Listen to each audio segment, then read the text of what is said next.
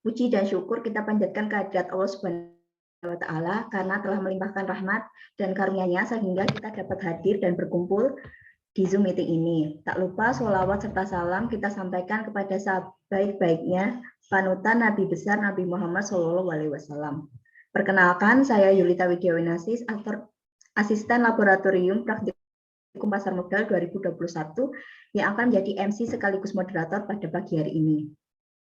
Baik, telah bersama kami Ibu Naili Amalia, SEMM, sebagai pembicara pada pertemuan kali ini.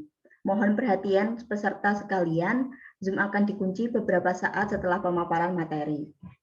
Kepada Ibu Naili Amalia, SEMM, dipersilahkan.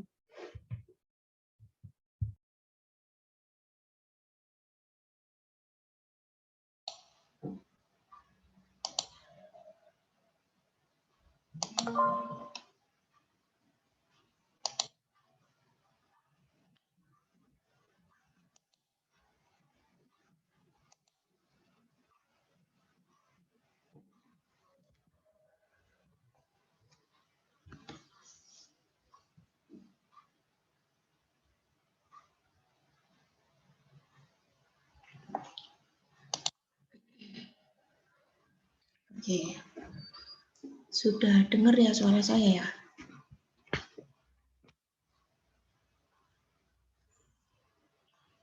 Sudah kedengaran belum nih? Sudah, Bu. Oke, sudah ya. Ya, Assalamualaikum warahmatullahi wabarakatuh. Selamat pagi teman-teman semua. Semoga hari ini keadaannya sehat gitu ya. Ini memang partisipasinya sedikit ya daripada yang kemarin atau bagaimana? Mbak siapa? Mbak Yulita? Iya, Bu. Oh gitu ya. Oke. Bisa dibantu, saya bisa dibantu untuk menampilkan yang kemarin, mulai dari perkenalan terlebih dahulu.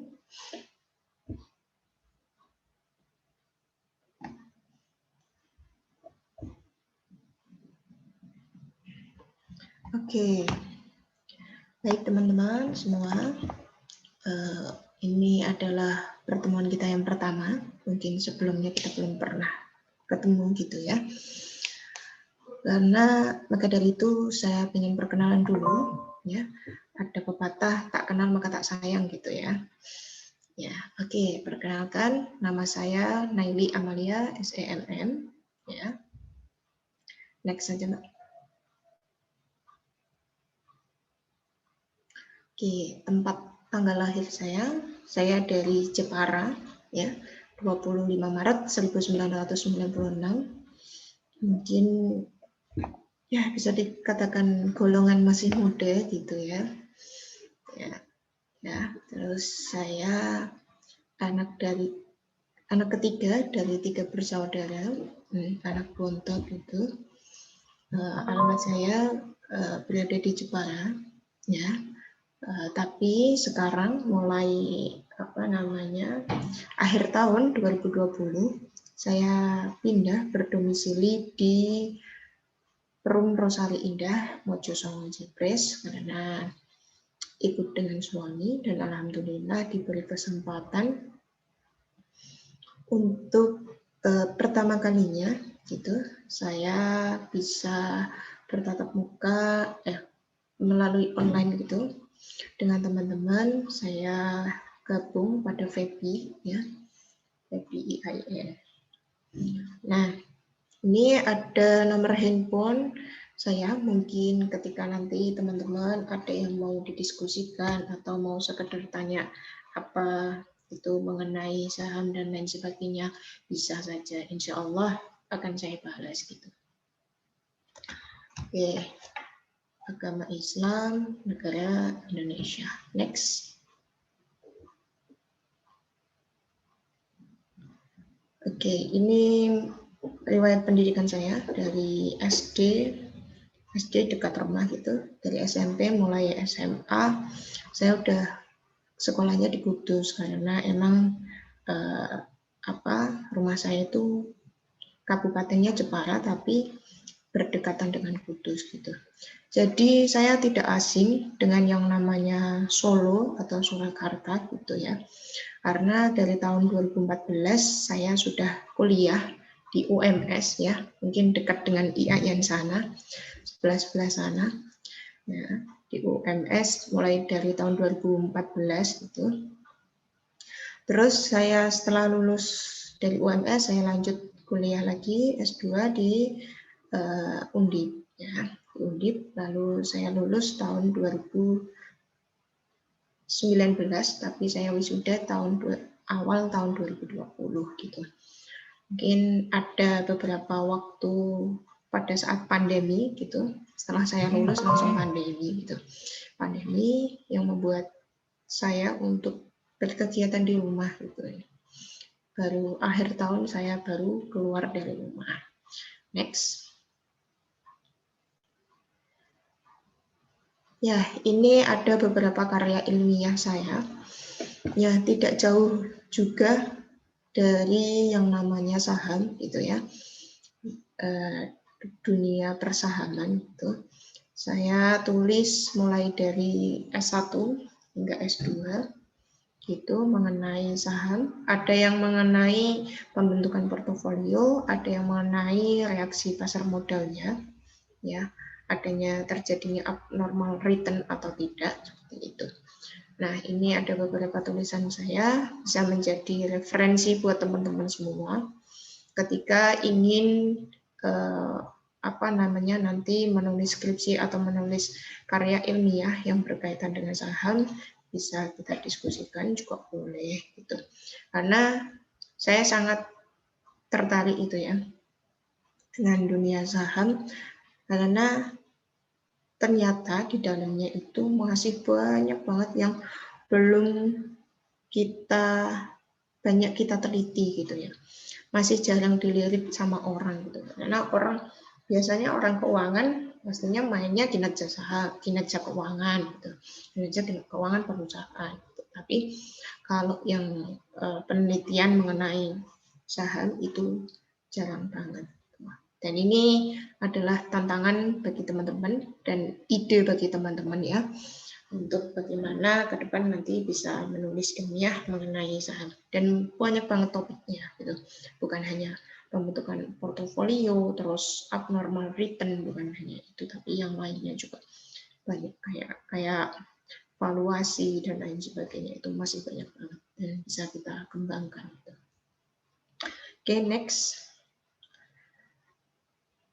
Selain beberapa karya saya iseng gitu. Iseng pas musim corona gitu, saya menulis beberapa artikel ya, bisa membuat bahan bacaan teman-teman semua ya, sebagai pemikiran liar, sekedar opini dari saya. Ya, tidak lain mengenai perekonomian Indonesia dan mengenai bisnis dan tentunya saham juga ya. Analisis fundamental dan teknikal gitu. Ada beberapa yang bisa teman-teman baca gitu. Oke. Cukup untuk perkenalannya, mungkin saya lanjutkan langsung aja kepada materi yang hari ini akan saya sampaikan ya.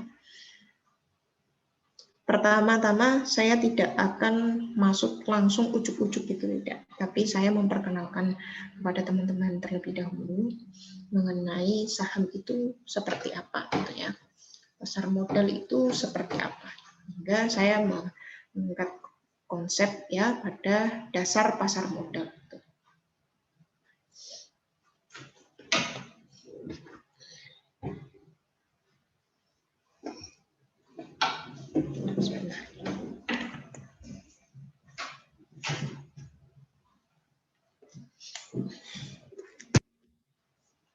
Oke, next. Oke. Dulu pertama kali saya kuliah S1, saya mengenal namanya saham gitu. Kenapa saya mengenal saham? Itu pandangan saya, wah iseng aja gitu, karena di di kampus saya itu ada yang namanya kayak pojok saham gitu ya, bursa gitu, bursa. Oke, saya iseng masuk sana. Oke, buka akun. Kesalahan saya adalah saya tidak punya ilmu sama sekali. Buta terhadap dunia saham tentunya. Zaman dulu tidak seperti zaman sekarang yang semua akses informasi mudah kita dapatkan, tetapi zaman dulu saya rasa ditutup-tutupi gitu ya. Saya ditutup-tutupi. Hanya sebagian orang yang memahami dan merasa saya dimanfaatkan gitu. Tapi sebenarnya bukan memanfaatkan saya banget, enggak. Nah, saya mengenal itu buka akun aja gitu, buka akun. Cara beli saya juga nggak tahu, cara memilih cara memilih emiten juga saya nggak tahu, asal aja diarahkan sama masnya gitu. Nah kok ya delalah pengarah saya kurang tepat gitu, kurang tepatnya dalam arti dia tidak mengarahkan saya dengan baik gitu, tidak membimbing saya dengan baik. Ya sudah. Jadi saya asal bikin, ya udah. Saya ingat banget pertama kali saya beli saham adalah beli Pewon. Beli Pewon. Ketika beli di harga 56.000 kalau nggak salah. 56.000. Sekitar 560 gitu. 560. Saya beli di situ. Nah, beli kok ya terus turun terus gitu. Saya merasa kayak tertipu gitu. Wah, ini aku tertipu. Nah, sehingga saya udah jauh-jauh dari ya udahlah nggak usah lah gitu. Kalau nggak modal besar kayaknya susah gitu. Itu mindset saya zaman dulu. Ternyata setelah saya belajar terus saya semester agak tua gitu ya, semester 7, semester 6, semester 7 merasa tertampar. Tertamparnya begini. Saya anak ekonomi. Ya, saya anak ekonomi. Saya manajemen ekonomi. Oh ya nggak ngerti saham gitu. Nanti ketika ngobrol sama orang di luar, anak ekonomi tahu nggak yang saham itu gimana? Ya saya nanti merasa malu gitu. Oke, saya mulai dari situ ada tekatan untuk oke lah, saya harus belajar kayaknya. Saya mulai harus belajar. Nah, apa yang saya lakukan? Yang saya lakukan adalah membeli buku karena tidak seperti Febi zaman sekarang gini ya, tidak seperti Febi zaman sekarang yang udah difasilitasi bagaimana dosen harus menyampaikan dengan real bagaimana pelajaran pasar modal itu secara real. Tapi kalau zaman dulu nggak ada pelajaran seperti ini, nggak ada. Jadi merasa saya sebagai mahasiswa ya nggak ada ilmu di saham juga nggak diajarkan pada perkuliahan juga nggak ada gitu. Tapi kalau di FEBI alhamdulillahnya sudah difasilitasi. Jadi teman-teman itu bersyukur gitu ya sudah difasilitasi bagaimana ilmunya dengan detail gitu, sudah difasilitasi. Gitu. Nah mulai saat itu saya mulai belajar dan membuka akun lagi di Beda Sekuritas. Nah ini yang ingin saya sampaikan kepada teman-teman. Sebenarnya pasar modal itu bagaimana gitu ya? Pasar modal itu bagaimana? Jadi kita analogikan seperti pasar tradisional gitu ya. Ya udah kita analogikan seperti pasar tradisional. Ada pasar tradisional yang namanya pasar gede. Ya, sama di dalam saham Indonesia ada yang namanya Bursa Efek Indonesia. Ya, layaknya pasar gede. Kita analogikan seperti itu. Nah, di dalam pasar gede isinya apa? Isinya para toko-toko atau para penjual. Sama di dalam Bursa Efek Indonesia, isinya sama, isinya para sekuritas namanya. Kalau di pasar itu toko-toko, kalau ini namanya sekuritas. Sekuritas itu, sekuritas itu menjual apa aja? Dia menjual perusahaan-perusahaan ya yang ada di Bursa Efek Indonesia. Sama kayak di pasar gede, toko-toko itu menjual barang yang sama. Misalnya kalau di toko A menjual Indomie, di toko B juga ada Indomie.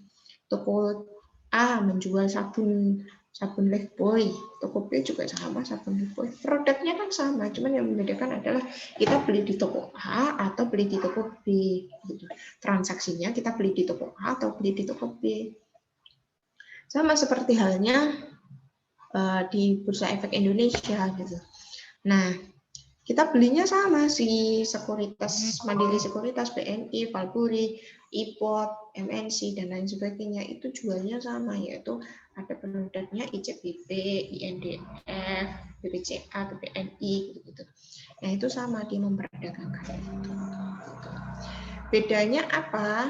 Nah, bedanya adalah di dalam sekuritas masing-masing menentukan biaya transaksi yang berbeda. Gitu. Ya, istilahnya mengambil biaya administrasi yang berbeda. Kalau dalam pasar tradisional itu kan jelas dia jual beli itu mendapatkan laba keuntungan. Ya, kalau di sini kan kita yang dijualkan adalah nilai uangnya. Nggak bisa kita nanti kita dianggap riba, enggak. Tetapi kan kalau di sini adalah kita memainkan adanya patokan biaya transaksi yang berbeda-beda seperti itu. Jadi saya harap teman-teman paham antara nanti kalau saya bicara sekuritas itu apa, saya bicara emiten itu apa, saya bicara BEI itu apa, teman-teman paham posisinya di mana. Kalau BEI itu pasarnya, kalau sekuritas adalah toko-tokonya atau sebagai penyalur pembeli, ya, penyalur jual beli transaksi, ya. Terus kalau emiten adalah perusahaan yang diperjualbelikan. Nah, sama seperti halnya toko A, toko B yang ada di pasar gede itu memiliki customer gitu ya, memiliki customer yang berbeda-beda. Sama sekuritas juga. Nah, sekuritas carinya apa? Bukan customer, tapi namanya nasabah. Namanya nasabah. Jadi kalau teman-teman bukannya di IPOT, berarti ya sebagai nasabahnya IPOT gitu. Nasabahnya IPOT. Nah, oke, next. Nah, ini yang saya katakan. Yang berbeda antara sekuritas satu dengan sekuritas lain adalah biaya transaksi yang dikenakan oleh kita gitu, sebagai nasabah. Gitu ya. Biaya transaksinya berbeda. Ya.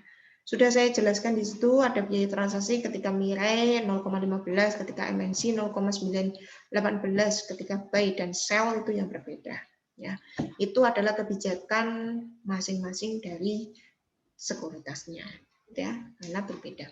Nah, yang membedakan kedua adalah deposit awal, ya, deposit awalnya.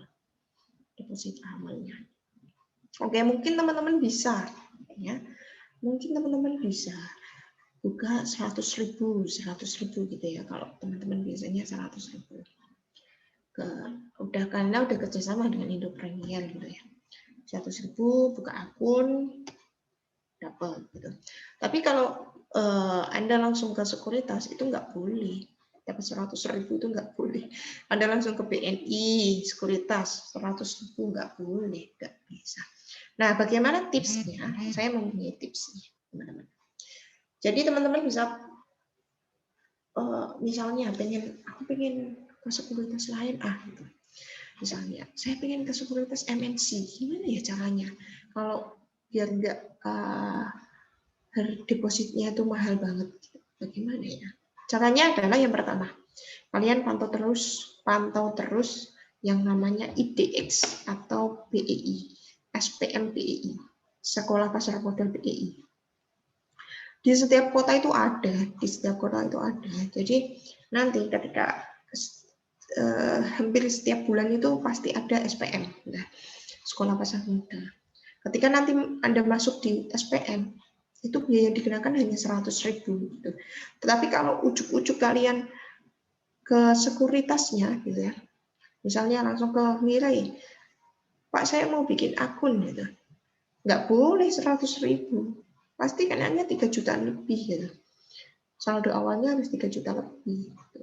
Nah, jadi begitu teman-teman yang membedakan. Nah, itu tips dari saya. Pantengin saja IDX atau SPMPI, ya. Nanti lihat kerjasamanya dengan sekuritas mana, nanti cocok apa enggak dengan teman-teman. Nanti kalau cocok, silakan kalian daftar, ikuti saja SPM-nya. Ikuti saja SPM-nya, paling bayar 100.000. 100.000 itu enggak bayar, tapi sebagai saldo awal kita buka rekening. Gitu. Nah, yang membedakan adalah yang kedua pada transaksinya. Nah, transaksinya itu ketika kita beli, ya beli P1 misalnya, beli P1 56.000, satu lotnya itu 560 rupiah. Jadi kalau 100 jadi 56.000.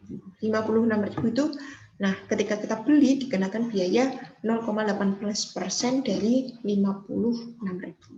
Nah itu berapa? Itu biaya yang harus kita bayarkan kepada sekuritas.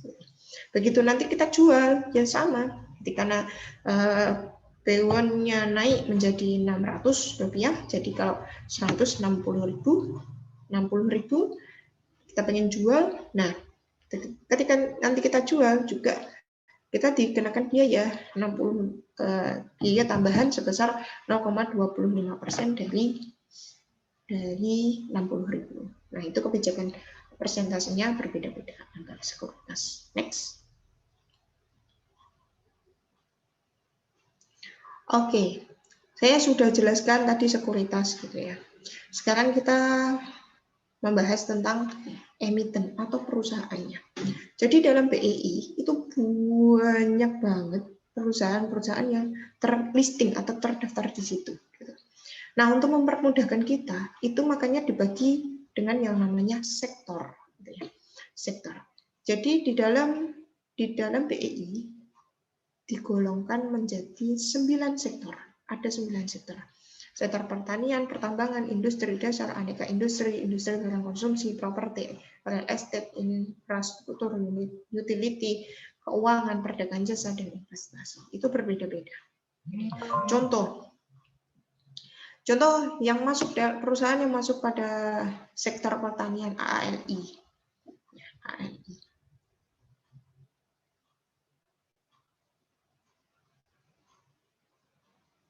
ALI, ya. Pertambangan, PTBA, gitu.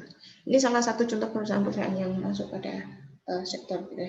PTBA, ALI itu pertanian, industri dasar kimia, KLBF, KF, gitu ya.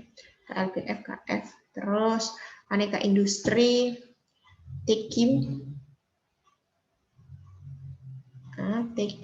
terus industri barang konsumsi itu contohnya ICBP, INDF, UNVL,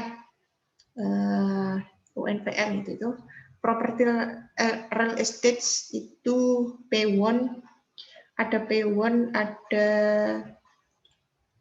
Weton itu infrastruktur PTPP gitu. PTPP transportasi bisa Bird ya, punyanya Bluebird itu. Keuangan, finance ini bagian bank, BBCA, BBNI, terus perdagangan investasi itu biasanya yang memperjualbelikan sekuritas itu ya, sekuritas yang listing gitu. Jadi teman-teman nanti bisa belajar karena saya ngomongnya itu pakai kode saham, enggak pakai perusahaan. Jadi wah kok hafal gitu, bagaimana? Ya nanti sembari belajar nanti sedikit-sedikit hafal gitu ya. Ya BPCA itu BCA, BBNI itu BNI, BMRI itu Mandiri gitu. Ya kayak gitu-gitu.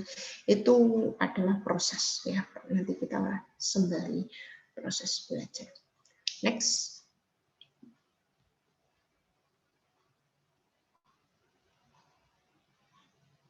Ya, tadi kita sudah belajar mengenai sektor-sektor yang ada di Bursa Efek Indonesia. Sekarang kita memahami lapisan saham. Loh, saham itu ada lapisannya? Iya, jelas. Gitu. Lapisannya itu apa maksudnya? Cluster. Cluster elit, cluster middle, cluster low. Gitu ya.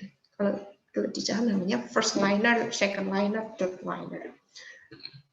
Apa bedanya? Next. Kalau first liner bisa dikatakan perusahaan-perusahaan blue chip gitu ya. Perusahaan yang tergolong pada LQ45. Mohon maaf, itu LQ45 ya. Bukan LO045 tapi LQ45 ya. Nah, ini bisa dikatakan lapisan 1 dan bisa dikatakan adalah penggerak pasar ya, atau penggerak IHSG secara signifikan gitu ya. Ketika perusahaan ini diperdagangkan dengan signifikan. Contoh pada perusahaan ini apa aja? TLKM, BBCA, IJBP, BPNI, INDF, ONVR, GRM, HMSP. Itu adalah tergolong pada kategori first liner, perusahaan first liner. Nah, di sini biasanya adalah perusahaan-perusahaan yang memiliki fundamental bagus. Fundamental bagus. Next. Oke, yang kedua adalah second liner. Ya, perusahaan second liner itu perusahaan yang liquid gitu, kinerjanya masih stabil, kapabilitasnya tidak sebesar saham-saham satu lapis gitu. Tapi perusahaan ini masih memiliki tingkat volatilitasnya itu masih lumayan tinggi. Ya, ini yang biasa sering dilakukan transaksi oleh para trader gitu ya. Senang kalau main di sini. Contohnya apa? BSDE, Jepin, PPRU, P1, Asri, LSIP, Java, dan lain sebagainya. Nah, ini merupakan perusahaan-perusahaan yang tergolong second liner. Dia belum tentu memiliki fundamental yang bagus, tetapi ada dorongan untuk memiliki technical yang bagus. Dan perusahaan-perusahaan second liner masih tergolong perusahaan yang bisa dipengaruhi oleh news atau berita. Baik bad news atau good news-nya masih berpengaruh pada technical harga sahamnya. Begitu. Next.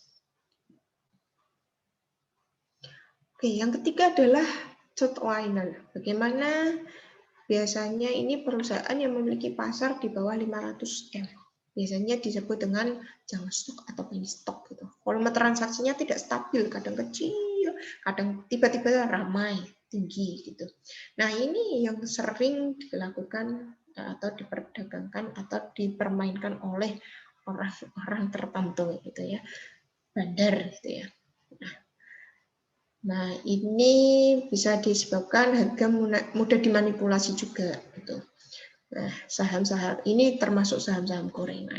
Ya, contohnya DEWA, ENGR, Film, BNBR, BEX itu contoh-contohnya di perusahaan third liner seperti itu.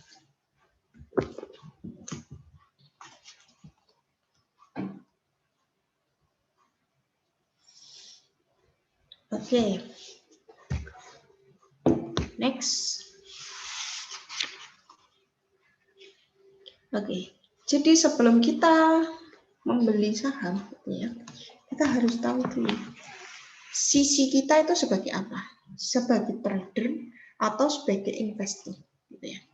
Nah, bedanya apa? Prinsipnya beda, jelas beda. Yang pertama kalau invest itu buy dan hold yang cukup lumayan lama, jangka waktu itu sudah membedakan.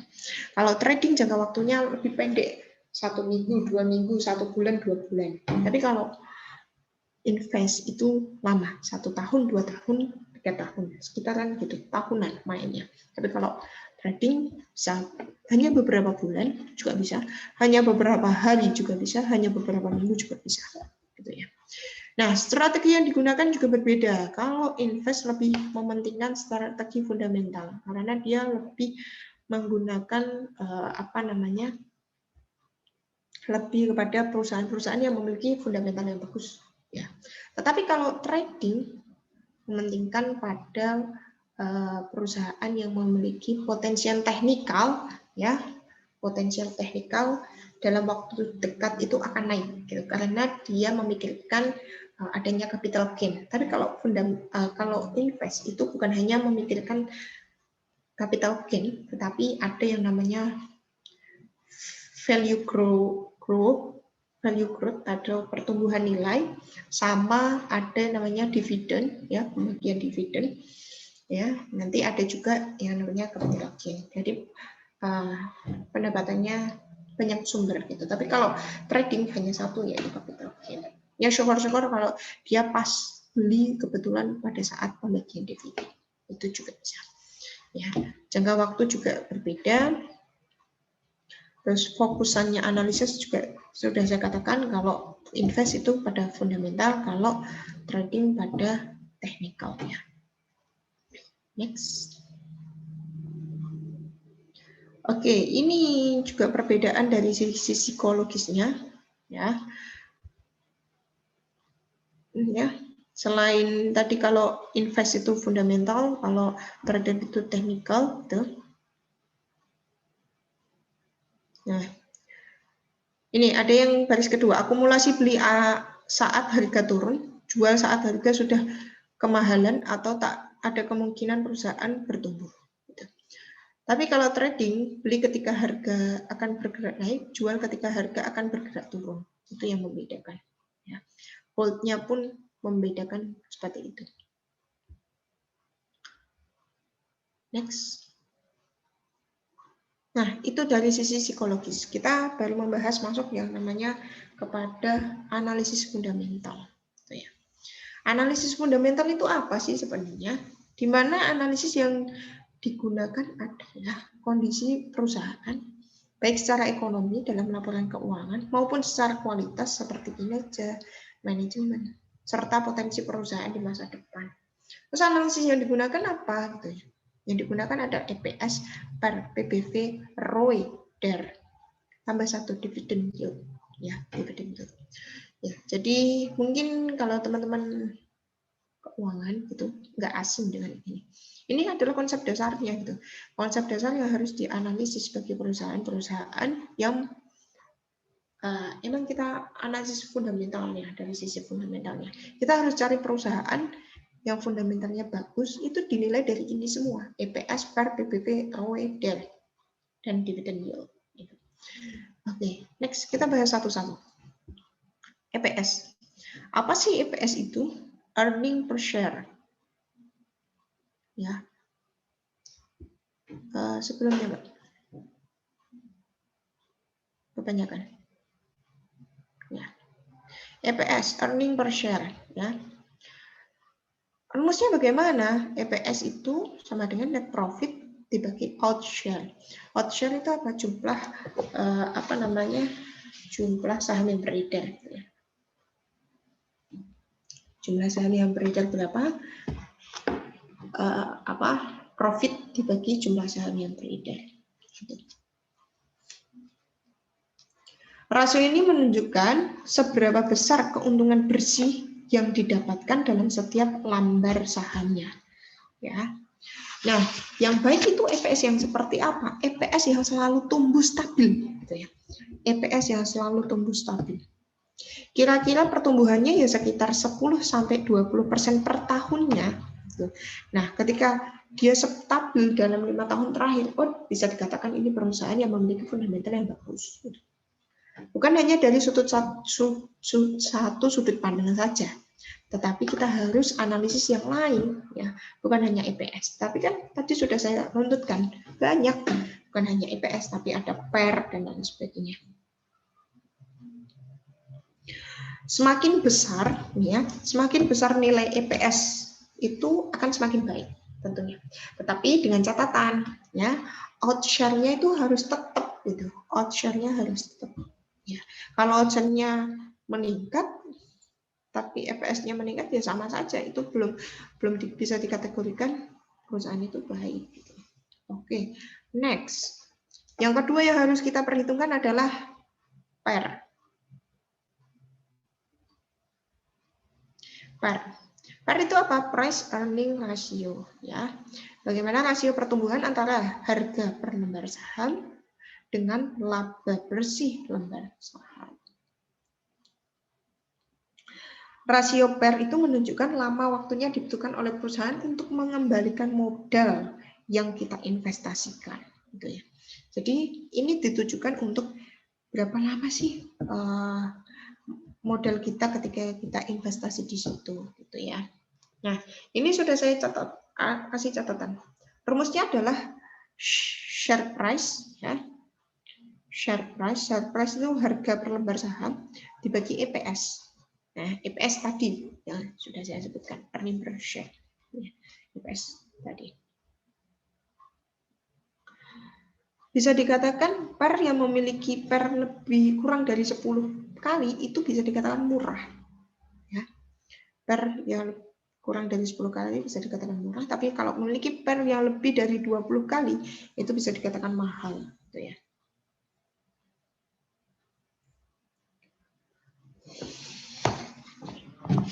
Next. Setelah kita menganalisis per, apa yang harus kita analisis? Yang harus kita analisis adalah PBV.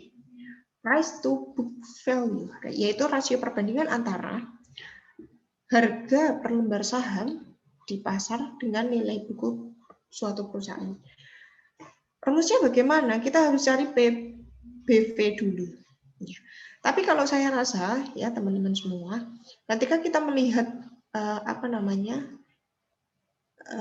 kinerja keuangan pada suatu perusahaan yang ada di BEI itu sudah ketahuan semua. PBV-nya berapa, EPS-nya berapa, PR-nya berapa, itu sudah ketahuan. Kita tidak perlu ngitung lagi, tidak perlu. Ini cuma saya kasih tahu rumus-rumus dasarnya itu seperti ini. Share price, harga saham yang beredar, out share adalah jumlah saham yang beredar. Yaitu untuk mengetahui book value-nya. Ketika sudah mengetahui book value-nya, yaitu dibagi saja antara harga saham yang beredar dibagi dengan book value-nya. Begitu. Nah, bisa dikatakan PBV bagus itu ketika PBV kurang dari 1. Itu bisa dikatakan under value. Ya. Tapi kalau PBV-nya lebih dari 1, itu bisa dikatakan kategori yang mahal gitu. Ya. PBV yang rendah, ya, PBV yang rendah itu baik, tetapi ya harus diimbangi dengan kinerja keuangan yang baik juga, ya, kinerja perusahaan yang baik juga. Kalau ini ya, kalau PBV-nya kurang dari 1, tetapi kinerjanya kurang baik, ya apa daya, ya, kinerja yang lainnya tidak mendukung, ya apa daya, itu bisa dikatakan belum memenuhi kualitas fundamental yang bagus, gitu. Nah, ini ada catatan untuk perusahaan besar yang memiliki kinerja yang baik. Contohnya tadi perusahaan yang berada di first liner, ya. Bisa dikatakan kalau PBV-nya kurang dari 2 itu masih dianggap murah. Masih dianggap murah, tetapi tergantung pada perusahaannya memiliki growth value atau tidaknya, ada pertumbuhan ke depannya atau tidak. Next, yang keempat kita membahas ROE. ROE itu return on equity. Bagaimana rasio tingkat pengembalian atas modal yang dimiliki oleh perusahaan? Karena ROE itu menunjukkan apa? Menunjukkan kemampuan dan efisiensi perusahaan dalam menghasilkan laba bersih, gitu. Ya, menghasilkan laba bersih. Nah, rumusnya ROE net profit bagi equity dikali dengan 100%. Nah, tipsnya apa untuk memilih ROE yang bagus itu?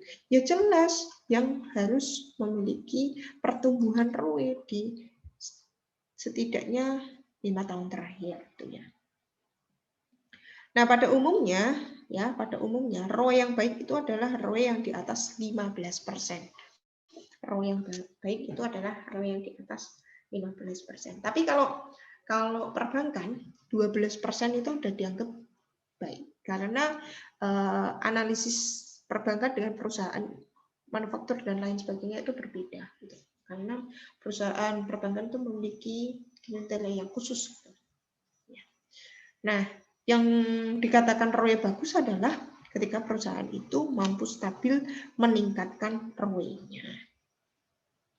Oke, next.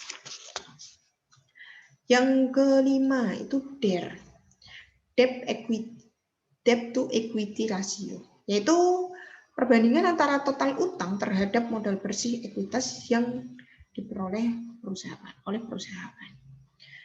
Nah, DER ini menunjukkan besar kecilnya utang, ya, besar kecilnya utang terhadap modal perusahaan. Dia itu memiliki utang yang gede atau tidak gitu pada perusahaannya. Nah, dari itu ada dua sebenarnya, debt jangka pendek dan jangka panjang. Kalau jangka panjang itu memiliki jatuh tempo yang lebih dari 1 tahun, kalau jangka pendek adalah yang kurang dari 1 tahun. Gitu.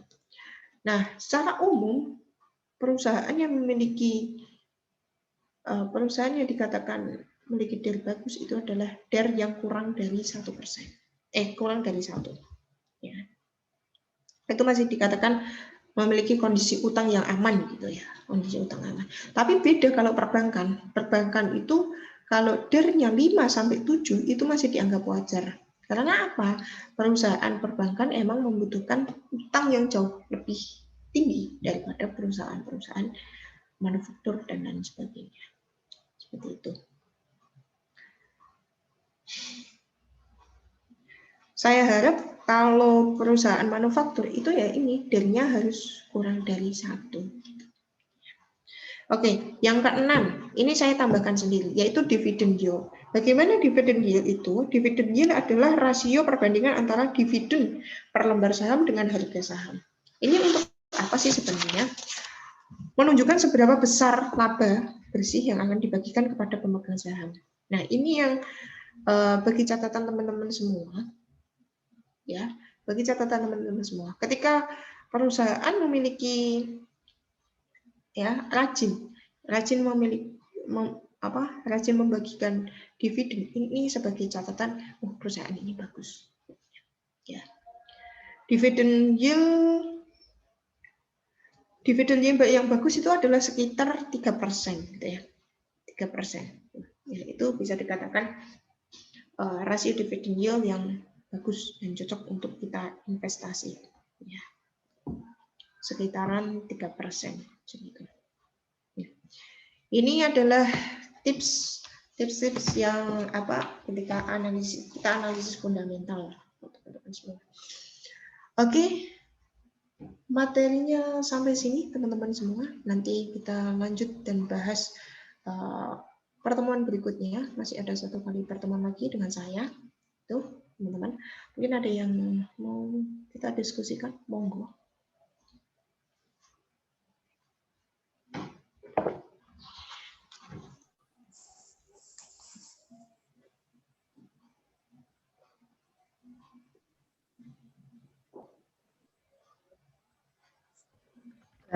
Baik, terima kasih Ibu Naili, SEMM. Bagi yang ingin bertanya, silakan tinggalkan pertanyaan di kolom Zoom berupa nama, NIM, dan pertanyaan.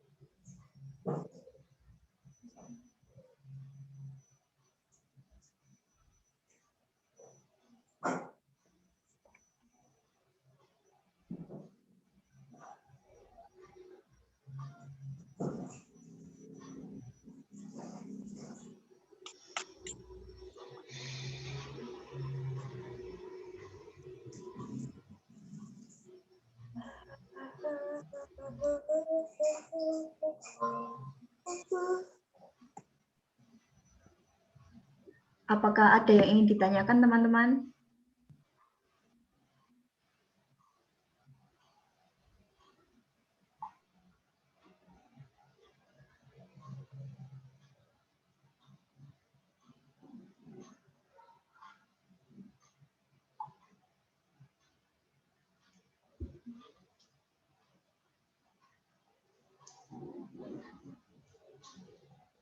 Oke, mungkin bisa ini ya Mbak Yulita, apa?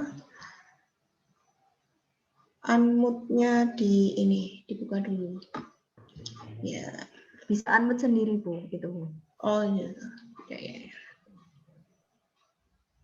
Ini ada 62 orang nih. Kira-kira udah pada buka akun ini belum deh? Sudah, Bu. Sudah ya? 62 Ya, sudah orang ini udah semua. buka akun semua.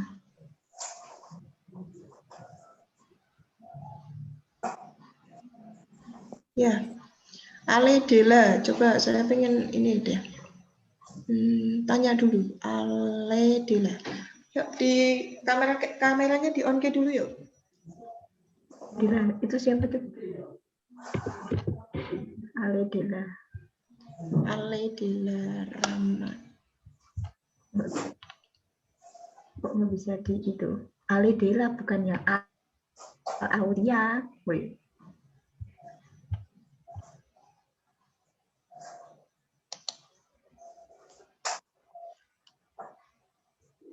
Kalau nggak ada yang tanya, saya yang tanya ya. Gimana? Boleh, Bu. Oke, boleh ya. Woro Nur Haksa. Mana? Kok hilang? Halo?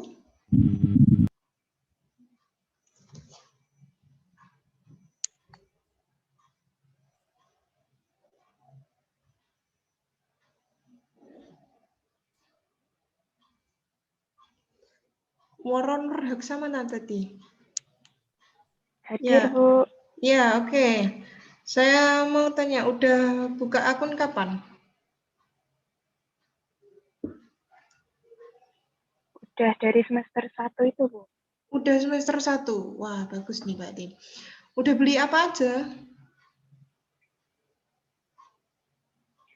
Kemarin itu, kemudian kan udah pasar modal, udah selesai saya jual, Bu, yang briefnya itu. Apa? Gimana?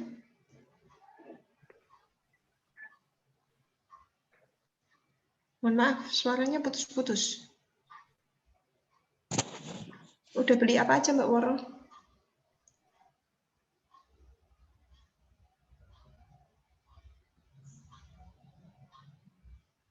Halo?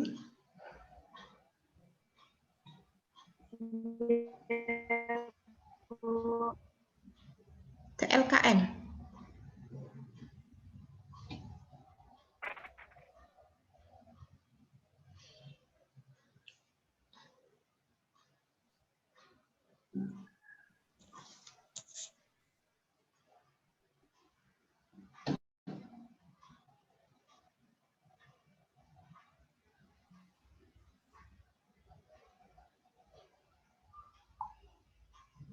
TLKN ya? Coba saya yang lain nih. Sebentar, siapa ya?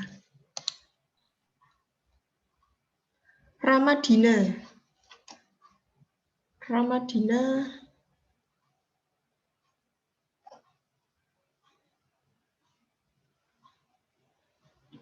Ramadina.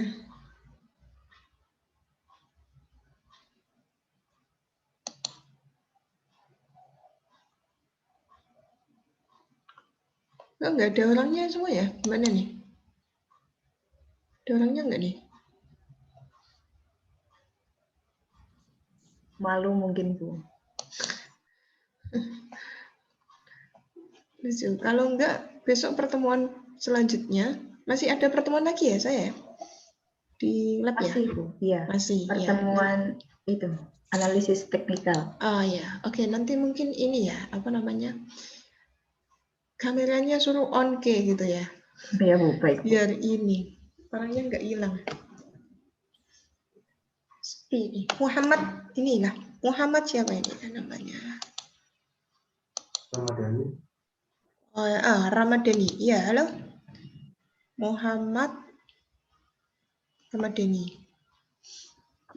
Ya, bagaimana? Oh ya, siap. Yuk, kameranya bisa di-on nggak nih? Mas. Baru di luar, Bu, maaf. Oh, baru di luar di mana? Udah buka akun kapan? Sejak kapan? Tanggal berapa ya? Sekitar semester 1 bukanya. Semester 1. Udah beli apa aja? Baru beli satu perusahaan sih, perusahaan properti. Apa? Weton? Pewon? Deal. Oh, deal. Oh iya. Ya. Berarti dari semester 1 sampai sekarang masih di hold? Iya. Masih di hold. Sekarang Ya. perkembangannya bagaimana? Jarang dicek sih untuk perkembangannya. Oh, jarang dicek. Dan Ya. sekali-sekali dicek ya. Iya. Ada mau niatan beli lagi nggak? Belum tahu sih, soalnya apa namanya? Belum isi saldo juga. Gimana? Belum apa? Belum isi saldo. Oh, belum isi saldo. Oke. Ya. Bisa buat inilah, apa namanya, tabungan gitu ya. Jadi bisa sebulan 100, nanti kan lama-lama banyak gitu. Iya. Oke. Mungkin ini waktu yang pas buat beli gitu ya, karena IHSG masih di kisaran turun-turun saja gitu. Baru hari ini rada naik dikit. Oke. Biasa kemarin pas deal, kenapa kok beli deal? Ikut-ikutan, apa analisis sendiri atau bagaimana? Sebenarnya pengennya beli properti itu kan Agung Podomoro itu rencana. Cuma saldonya baru 100, jadi ya yang murah-murah dulu aja. Oh, murah-murah dulu aja. Jadi dulu nggak pakai analisis dan lain sebagainya ya? Belum. Oh, belum. Oke, nanti sembari belajar nanti bisa diterapkan ya. Ya. Oke, makasih ya. Ya, sama-sama. Oke. Habis ini Pak udah pada buka akun lama-lama nih berarti.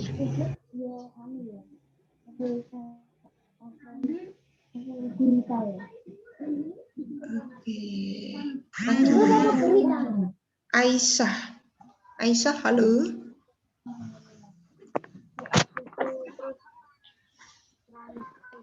Halo Mbak Aisyah.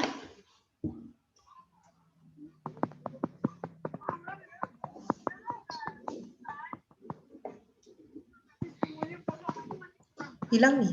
Halo Mbak Aisyah. Gak ada orangnya. Aisyahnya ada 3, Bu. Oh, Aisyahnya ada 3. Yang di sini cuma Deni Aisyah sama Syifa Aisyah Putri. Aisyah tok. Aisyah tok. Tok. Aisyah saja.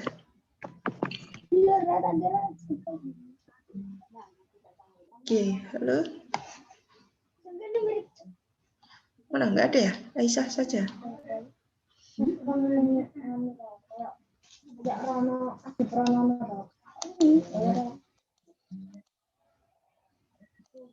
Nggak ada ya. Rafiq Roma, siapa ini? Rafiq Ramadan apa sih, Pak?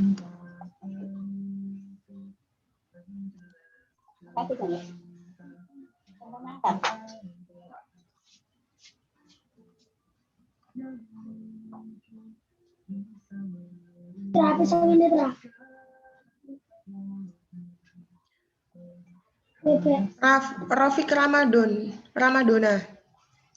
Halo? Rafiq Ramadona? Wah, hilang semua ya.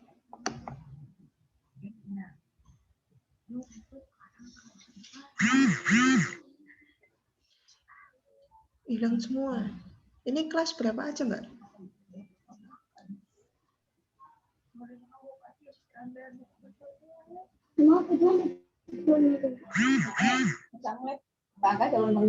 MBSB, MBSA, sama MBSD, Bu. Oh, 3 kelas ya?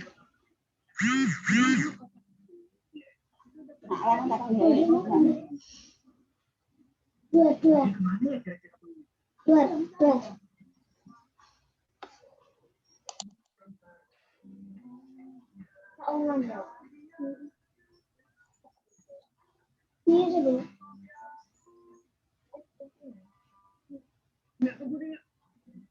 Ramadina, halo Ramadina.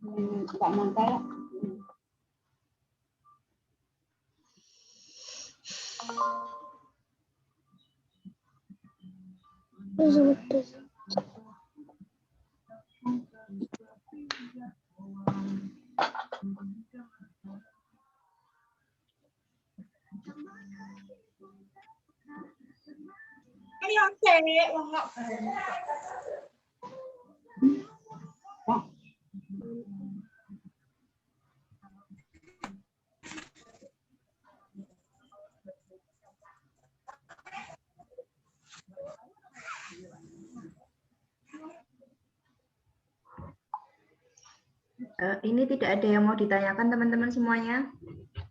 Atau bagaimana?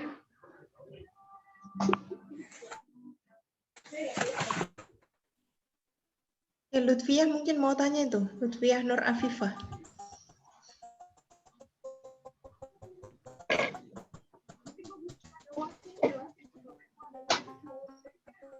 Lutfiah Nur Afifah, apakah mau bertanya?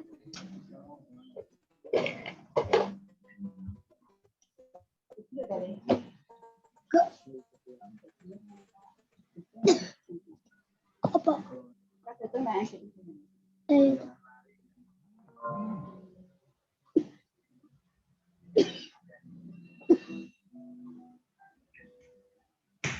Kecil bah, puluhan.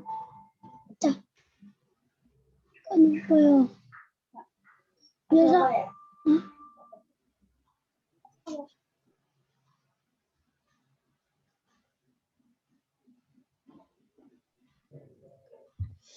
Baik, bagi peserta silakan melakukan absensi di kolom chat Zoom dengan mengetikkan nama, NIM, kelas, kemudian di screenshot dan dibagikan ke link yang akan kami bagikan sebentar lagi.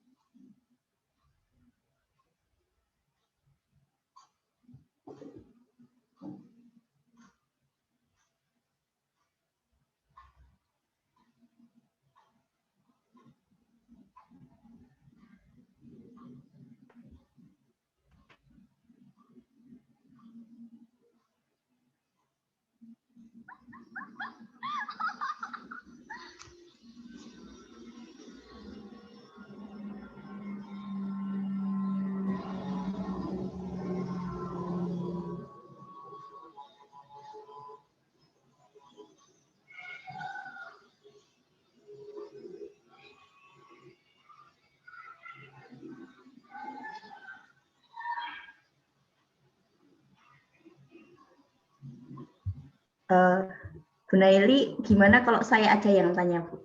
Oke, boleh. Monggo. Begini, Bu. Kan UNVR itu beberapa tahun ke belakang itu kan downtrend, Bu. Nah, itu bagaimana, Bu? UNVR ya? Ya. Oke. UNVR beberapa tahun, bukan beberapa tahun sih, ya mungkin dari tahun 2020 ya, pas ketika ada corona ya, ada Ya Bu, corona kan sampai downtrend. sampai sekarang tuh masih downtrend gitu ya, dan downtrendnya itu tajam banget gitu, tajam banget. Nah ini itu sama halnya kan seperti kayak ICBP gitu ya, ICBP, INDF kalau kalian amati.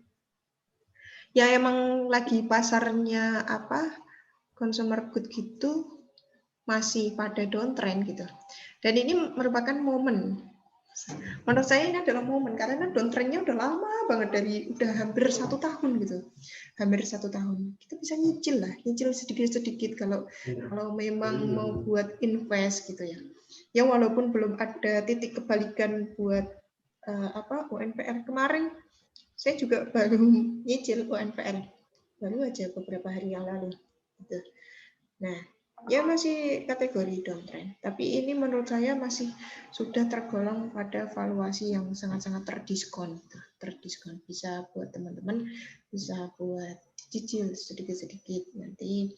Karena emang kalau kita mainnya di UNPR, ICBP, INDF itu bukan hanya kita mau trading, tapi kita invest. Investnya jangkanya lumayan panjang. Karena di situ kan juga dari sisi fundamentalnya bagus gitu. Nah, ini juga harga yang ditawarkan juga menggiurkan gitu ya. Menggiurkan dalam arti emang harga yang berada di titik-titik terendah gitu ya. Ini adalah kesempatan bagi teman-teman gitu. Kesempatan bagi teman-teman karena rajin ICBP, INDF, UNVR itu kan rajin membagikan dividen.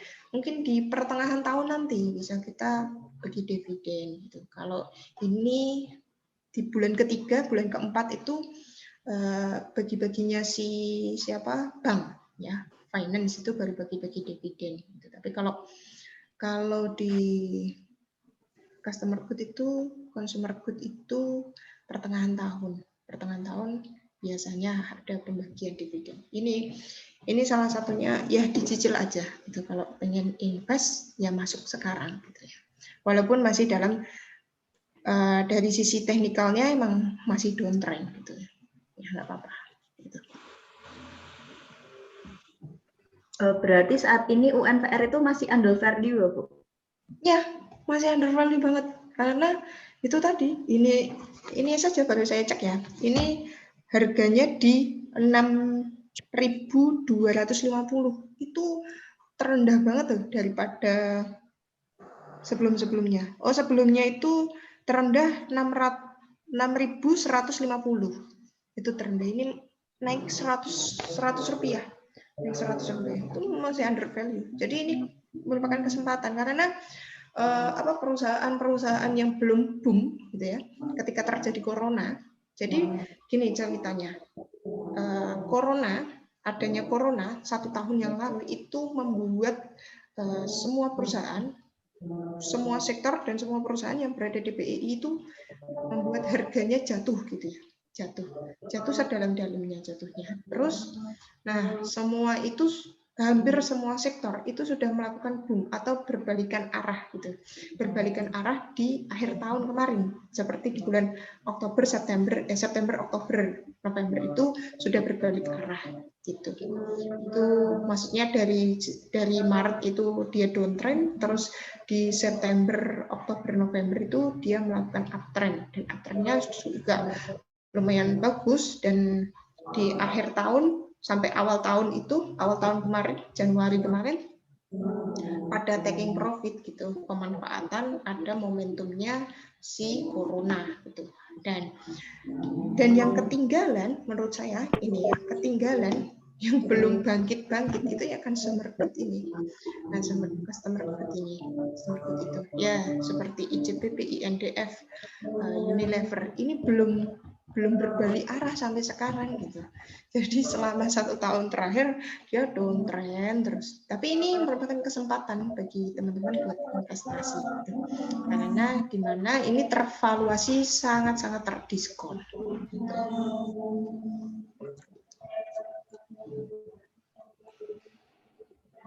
Nah, begitu teman-teman. ada beberapa saham di Customer Good itu lagi diskon. Jadi siapa tahu yang mau jadi investasi bisa masuk ke saham-saham tersebut.